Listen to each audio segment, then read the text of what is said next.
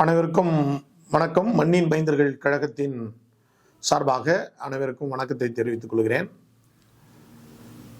தமிழகத்தில் வாழ்ந்து கொண்டிருக்கின்ற அனைத்து போதகர்கள், அனைத்து பேராயர்கள் அனைவருக்கும் இந்த நேரத்தில் நான் நெஞ்சம் நிறைந்த வாழ்த்துக்களையும் பாராட்டுகளையும் தெரிவித்துக் கொள்கிறேன். தமிழகத்தில் ஏறக்குறைய 2 லட்சத்துக்கு மேற்பட்ட தேவாலயங்கள் உள்ளது. 2 லட்சத்துக்கு மேல் தேவாலயங்கள் உள்ளது.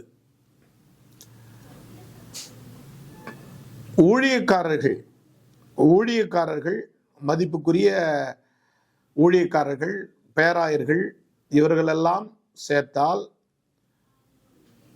2,60,000 பேர் நம்முடைய தமிழகத்திலே இருக்கின்றீர்கள். ஆனால் இப்பொழுது நடைபெற்று கொண்டிருக்கின்ற சூழல்கள், நடைபெற்று கொண்டிருக்கின்ற நிலைமைகளை பல ஆண்டுகளாக உற்று கவனித்தோம் என்று சொன்னால், நாம் அனைவரும் ஒற்றுமையாக சேருவதற்கு எத்தனையோ முயற்சிகள், எத்தனையோ கழகங்கள், எத்தனையோ சங்கங்கள் முயற்சி எடுத்திருக்கிறார்கள். ஆனால் யாரும் அதற்கு முன் வரவில்லை. காரணம், ஏற்றத்தாழ்வு. நீ பெரியவன், நான் பெரியவன், உன்னுடைய டினாமினேஷன் வேற, என் டினாமினேஷன் வேற, நீங்க பெரிய பிஷப்பு, நீ பிரதம பேராயர், நான் ஒரு பேராயர், நான் உனக்கு நான் வேலை செய்யறதா, இது போன்ற காரியங்கள் எல்லாம் நாம் அலட்சியப்படுத்தி கொண்டிருக்கிறோம். இது மக்கள் ஒன்று கூடுகின்ற நேரம், இயேசு பாலகன் மாட்டு கொட்டினிலே அவர் பிறந்தார் என்று சொல்லி நாம் பார்க்கிறோம். வருடம் நாம் டிசம்பர் 25ஆம் தேதி நாம் அவருடைய பிறப்பின் நாளை ஏழை எளிய மக்களுக்கு புத்தாடைகளை கொடுத்து, உணவுகளை கொடுத்து, பரிசு பொருட்களை கொடுத்து கொண்டாடி கொண்டிருக்கின்றோம். சிலர் இயேசு 25ஆம் தேதி பிறக்கவில்லை என்று சொல்லி சில நபர்கள் சொல்லிக் கொண்டிருக்கின்றார்கள். அது இருக்கட்டும். ஆனால் தமிழகத்தில் எத்தனையோ தேவாலயங்கள் சரியான முறையில் நடத்தப்பட முடியாத ஒரு சூழலில் இருக்கின்றார்கள்.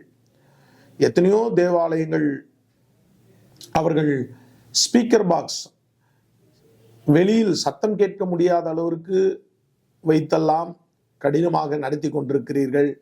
நான் அதை செய்தித்தாள்களிலும் நேரடியாகவும் சில போதகர்கள் எனக்கு தொலைபேசியில் தொடர்பு கொள்கிறீர்கள். அது வருத்தமாக இருக்கிறது. நாம் இந்த நாடு சமாதான நாடு. இந்த நாட்டில் வாழ்கின்ற நாம் அனைவருக்கும் எல்லா உரிமையும் உண்டு, பேச்சுரிமை உண்டு, எல்லா உரிமையும் நமக்கு உண்டு. ஆனால் நாம் ஒற்றுமையாய் இராததுதான் ஒரு காரணம். அன்பாய் கேட்டுக்கொள்கிறேன், இனியும் காலம் செல்லாது. இனியாவது கிறிஸ்தவர்கள் அனைவரும் ஒன்று சேர்ந்து வருகின்ற சட்டமன்ற தேர்தலில வேத புத்தகத்தோடு சட்டமன்ற நுழைவாயில நாம் நுழைய வேண்டும். சட்டமன்ற அறைக்குள் வேத புத்தகத்தோடு அமர வேண்டும். எத்தனையோ கட்சிகள் இருக்கின்றது. அவர்களெல்லாம் அந்தந்த தலைவர்களுடைய புகழை பாடும்போது, நம்மை உருவாக்கின, நம்மை படைத்த, இந்நாள் மட்டும் நம்மை உயிரோடு காத்து கொண்டிருக்கின்ற உயிருள்ள தெய்வத்தை நாம் வணங்கி கொண்டிருக்கின்ற நாம் ஏன் சட்டமன்றத்தில் அவருடைய வேதத்தை முன்வைத்து ஏன் நாம் உரையை ஆரம்பிக்க கூடாது என்பது எனக்கு பல நாட்களாக என்னுடைய கேள்வியாக இருக்கிறது. நான் மாண்புமிகு முதலமைச்சரையோ அல்லது எதிர்கட்சி தலைவரையோ அல்லது மற்ற முக்கிய தலைவர்களையோ நான் குறை கூறவில்லை. ஆனால் கிறிஸ்தவர்களுக்கு என்று ஒரு இடஒதுக்கீடு வேண்டும். குறைந்தபட்சம் கிறிஸ்தவர்களுக்காக குரல் கொடுப்பதற்கு சட்டமன்றத்தில் ஆட்சியிலும் சட்டமன்றத்தில் அதிகாரம் வேண்டும்.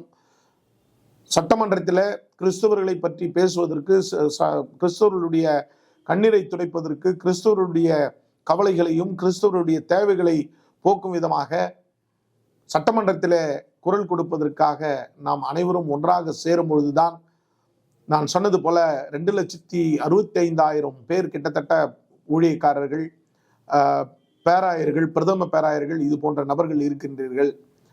ஒவ்வொரு தேவாலயத்திலும் 50 பேர் என்று சொல்லி சாதாரணமாக கணக்கெடுத்தால் பல கோடி பேர் நம் இடத்திலே இருக்கிறார்கள். ஓட்டு வங்கியாக, வாக்கு வங்கிகளாக நாம் இருக்கிறோம்.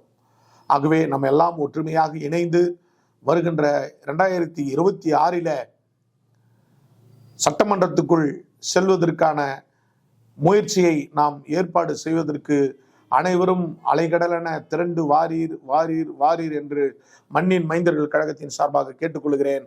நன்றி, வணக்கம். God bless you.